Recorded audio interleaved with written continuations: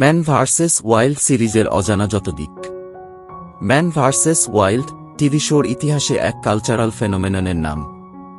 একটি শো বেশিদিন দর্শকপ্রিয়তা ধরে রাখতে না, জনপ্রিয়তায় পড়ে ভাটা, দর্শক হারায় আগ্রহ। এসব তত্ত্বকে বুড়ো আঙুল দেখিয়ে দীর্ঘ 5 বছর বেয়ার গ্রিলস তার দুঃসাহসী কর্মকাণ্ড দেখিয়ে বুঁদ করে রেখেছেন ছেলেবুড়ো সকলকে। দেখিয়েছেন কিভাবে সাপ, ব্যাঙ, পোকামাকড় খেয়ে ভয়ঙ্কর বিপদসংকুল পরিবেশে টিকে থাকতে হয়, কিভাবে মরুভূমির চোরাবালিতে আটকে গেলে করতে হবে প্রাণোদ্ধার, কিভাবে সমুদ্র পাড়ি দিয়ে ফিরতে হবে আপন বাসস্থানে। ডিসকভারি চ্যানেলের তুমুল জনপ্রিয় এই শোর পর্দার পেছনের অজানা কিছু দিক নিয়েই আজকের এই আয়োজন। ম্যান ভার্সেস ওয়াইল্ড শো সম্পর্কে জানার আগে জেনে নেওয়া যাক শোর প্রাণকেন্দ্র বেয়ার গ্রিলস সম্পর্কে। তার আসল নাম এডওয়ার্ড মাইকেল গ্রিলস।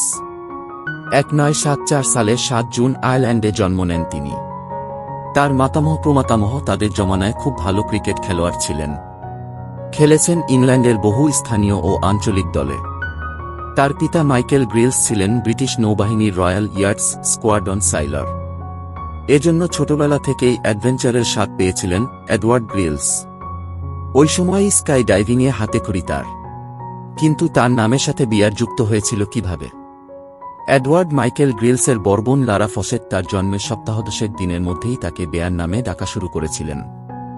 বেয়ার গ্রিলসের ঝুলিতে বেশ ভারী ভারী সেনাপদক রয়েছে। ব্রিটিশ সেনাবাহিনীর অন্তর্ভুক্ত 2 এক্সাইজ রেজিমেন্ট এর একজন প্যারাট্রুপার ছিলেন তিনি। জাম্বিয়ায় প্যারাসুট ট্রেনিংয়ের সময় মারাত্মকভাবে আহত হলে ভেঙে যায় তার মেরুদণ্ডের 3টি হাড়। চিকিৎসক সাফ জানিয়ে দেন তিনি আর কোনোদিন সুস্থ স্বাভাবিক জীবনে ফিরতে পারবেন না। কিন্তু ভাগ্য সহায় থাকলে ঠেকায় কে? মাত্র 1.5 বছরের মাথায় ভারতের পশ্চিম বাংলা এবং সিকিম ভ্রমণে আসেন তিনি এভারেস্টে চড়ার প্রস্তুতি নিতে। সকলকে অবাক করে 1908 সালের 6 মে দুর্গম এভারেস্ট জয় করেন তিনি। 2004 সালে বেয়ারকে রয়্যাল নেভাল রিজার্ভের লেফটেন্যান্ট কমান্ডার সম্মান প্রদান করা হয়। 2013 তাকে বানানো হয় lieutenant colonel of royal marine reserve. 2021 সালের জুন মাসে ব্রিটিশ সেনাবাহিনীর কর্নেল উপাধিতে ভূষিত হন তিনি। বেয়ার গ্রিলসকে ছাড়া কোনোভাবেই ম্যান ভার্সেস ওয়াইল্ড শো কল্পনা করা যায় না।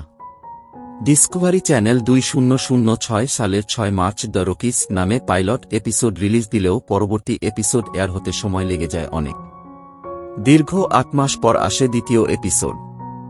এরপর 2011 সালের 2 নভেম্বর 7ম সিজন পর্যন্ত ম্যান ভার্সেস ওয়াইল্ডের মোট 3টি এপিসোড রিলিজ হয়েছে।